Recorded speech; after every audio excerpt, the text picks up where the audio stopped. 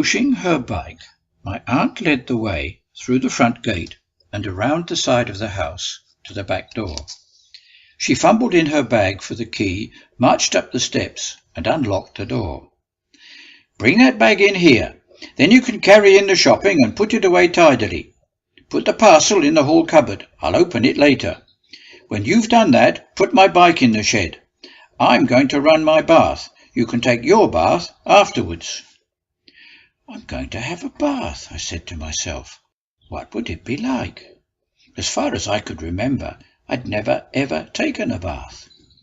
At the orphanage, Saturday night was shower night, just before bedtime.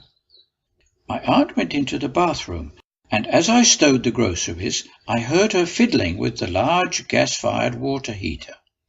A match scratched, and there was a muffled whoomph as the main jet of the geyser lit up, accompanied by the splash of running water. As I wheeled her bicycle down the garden path to the shed, I wondered what my aunt's bath ritual would be like. Would the bath be piping hot and overflowing with airy suds? I was soon to find out.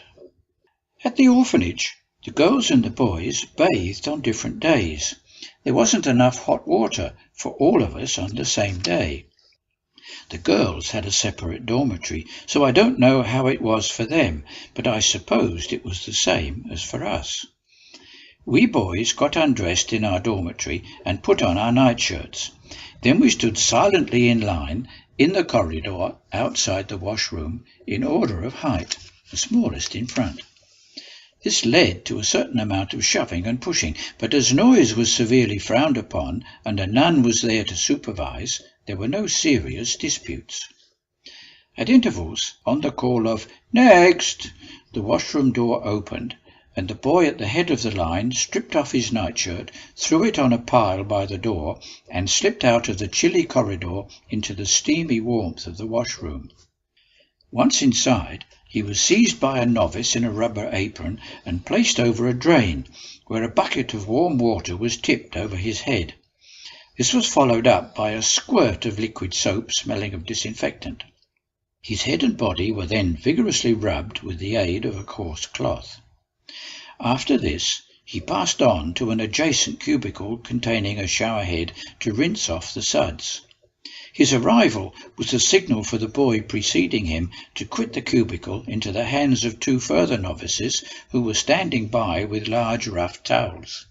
Once dry, he was equipped with a clean nightshirt, which might occasionally be more or less the right size, but in my case was usually much too long and had to be held up with one hand like a damsel curtsying to the king. The whole assembly line procedure was supervised by an elderly nun perched on a high stool like a tennis umpire, the wings of her starched wimple wilting in the damp. This ritual cleansing over, the purified orphan tiptoed back to the dormitory, where he remained on his knees by his bed until every one of the 12 beds possessed its respective penitent. At this point, the supervising nun would join us, the wings of her wimple regaining their stiffness but opening less angelically, to lead us in the evening prayer that would protect us from the demons of the night. That this prayer was not always effective was proved by the bomb that destroyed the orphanage. I had, of course, heard of baths, even seen a film in which a shapely young woman, not at all like a nun, had coyly immersed herself into a splendid basin overflowing with foam. She then smiled beatifically into the camera, delicately lifting a slender leg encased in bubbles, which she lightly blew into the face of the onlooker. The whole thing seemed hugely delightful. After all, perhaps I might enjoy a bath, even though it meant being home early. "Took you a long time to put my bike away," complained my aunt as I returned through the back door. "My bath is almost ready." She was clad ludicrously in what looked like a man's bathrobe that came to just below the knees. Her skinny, hairy legs protruded underneath to end in bright red carpet slippers, each decorated with a yellow pom-pom at the toe. On her head was a shapeless waterproof hat that might have belonged to a North Sea fisherman, were it not for the fact that it was brilliantly printed with poppies and marigolds. I'd always thought the nun's costume rather quaint, but this was downright absurd. "Hurry up now," she said. "Get undressed and put on your dressing gown while I take my bath. As soon as I've finished, you can have yours." My aunt pronounced this last sentence in the manner of someone conferring a great privilege. She went into the bathroom and closed the door. I heard the geyser give a pop as the gas was turned off. Then the water was turned off too, and there was silence except for a faint splashing. I went to my room and got undressed. I took advantage of the moment to examine my ribs. It was worth the trouble. The vividness was fading, but as though to compensate for this, the colours had become more varied, with a subtle new blend of yellows and purples, fading into a fascinating pastel of delicate blues.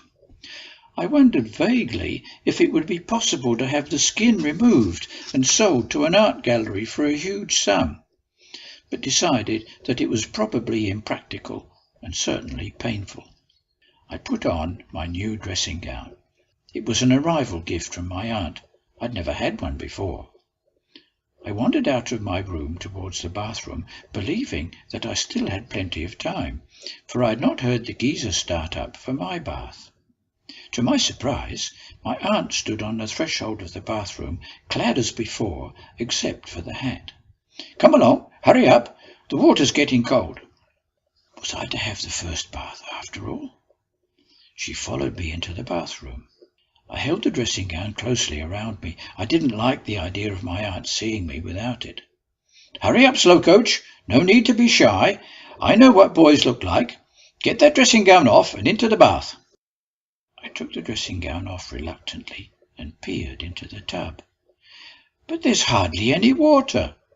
"Hardly any water?" echoed my aunt. "What do you think this is, Buckingham Palace? Don't you know there's a war on? 3 inches per person per week is the regulation to save energy for the war effort, and there's at least 3½ inches there." She reached behind my back and unhooked a curious object from the geyser and plunged it into the water. I had seen it hanging there and wondered what it was for. Now I was given a practical demonstration. It was a celluloid depth gauge especially designed to help people comply with the wartime regulation. "Now, in you get," she said peremptorily. "But the water's not clean." She bridled at this. "Not clean?" she nearly shouted. "Not clean? Are you insinuating that I'm dirty? I'm the only one that's used it. How dare you say it's not clean? Get in there immediately, or I'll show you whether it's clean or not." This threat of violence utterly defeated my objections. Very reluctantly, I cocked a leg over the side of the bath and climbed in. I stood there, in 3½ inches of second-hand tepid water, my elbows pressed to my sides, shivering like a puppy submitting to its first shampoo. "Sit down, then," cried my aunt impatiently. "I'll wash your back." I sat gingerly down, my whole body cringing from contact with the grey, lukewarm liquid. She rubbed my back vigorously with a coarse cloth. It hurt, and I cringed even more, keeping my elbows fast to my sides. "No need to act as though you like to be dirty," said my aunt petulantly. "Anyone would think you'd never taken a bath before." I didn't think it would be helpful to tell her that indeed this was true. She went thoroughly around my neck and shoulders and poked a corner of the cloth into each ear. The experience was abominably uncomfortable and humiliating. "Stand up now," she ordered. "I'll wash your waist and legs." I reached out with my hands to grasp the sides of the bath and stood up. It was best to cooperate to the maximum and get this nightmarish experience over as quickly as possible. As soon as I stood up, she noticed for the first time the bruises around my middle.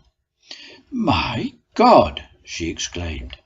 It was the first and only time I ever heard this extremely pious woman break the third commandment. "What have you done to yourself?" She bent to examine me. I didn't want to tell her that it was not so much what I had done, but rather what had been done to me. I used my customary story. "I already told you, Aunt. I fell down." "You mean you did this today?" she exclaimed, peering at me even more closely. "I fell down this afternoon," I said. It was not a lie. "Looks older to me than that," she observed correctly. "Does it hurt?" "Only when you rub hard," I replied craftily. I carefully refrained from any comment on her first observation. Oh, all right then." And she resumed her detestable washing of my reluctant body, but with slightly less vigour than before.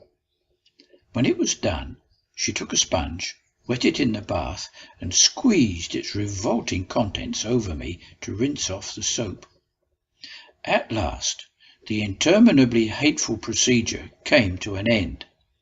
She pulled the plug from the bath, and the ghastly grey fluid it contained began to gurgle away. "You can step out now," she said, holding a skimpy towel at the ready. "Do you mind if I dry myself? I've got some painful places, and I'd rather deal with them on my own." "Oh, all right," said my aunt grumpily. "But be sure you dry yourself properly under your arms and behind your ears." Did she think I was a baby, or did she just enjoy tormenting me? This was a question I was later to turn over frequently in my mind, but for the immediate I was at last released from her water torture chamber, and I gave thanks. Her bath ritual wouldn't do for Hollywood, I thought. I got myself dry, shook myself into my dressing gown that felt protectively secure after the frigid exposed nakedness of the bath, and set off towards my room to get dressed. I was intercepted by my aunt, who, in her long night-dress and hanging hair, reminded me of engravings of Dickens' Gaunt Scrooge. "Isn't it nice to feel clean all over?" she asked. I said nothing in reply. I felt it would be less than tactful to point out that never since I had arrived in Widlington had I felt so disgustedly dirty. "Just put your pyjamas on for supper. Not worthwhile getting dressed again. I have to get up early for first mass tomorrow." Was she implying that I too had to get up early for first mass? And how early was early? As though guessing my unspoken question, she said, "No need to get up with me. You can get up when I leave, to make breakfast for when I get back." I had often thought the nuns egoistic with their remote, holier-than-thou ways, and their knack of recruiting their hapless charges for all the unpleasant jobs, like weeding the garden, sweeping out the dining room, and cleaning their shoes. But in this line, I was beginning to think that my aunt was front runner for the gold medal.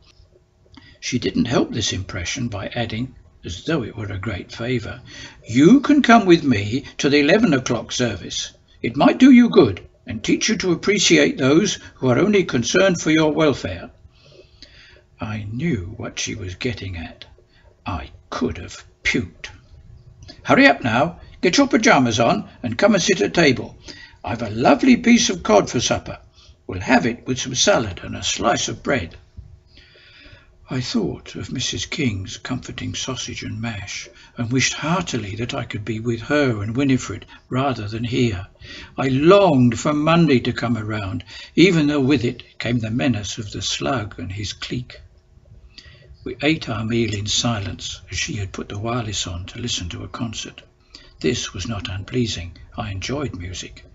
It was infinitely preferable to any kind of discussion with my aunt, as these were becoming recitals of my shortcomings and failings, rather than pleasant two-way conversations. The meal finished and the concert over, she said to me, "I've had a tiring week, and I'm going to bed. As I've got to get up early, I'll leave you to do the washing up. Don't forget to say your prayers before you get into bed, and thank God for all your blessings. Good night." And she went off in the direction of her bedroom.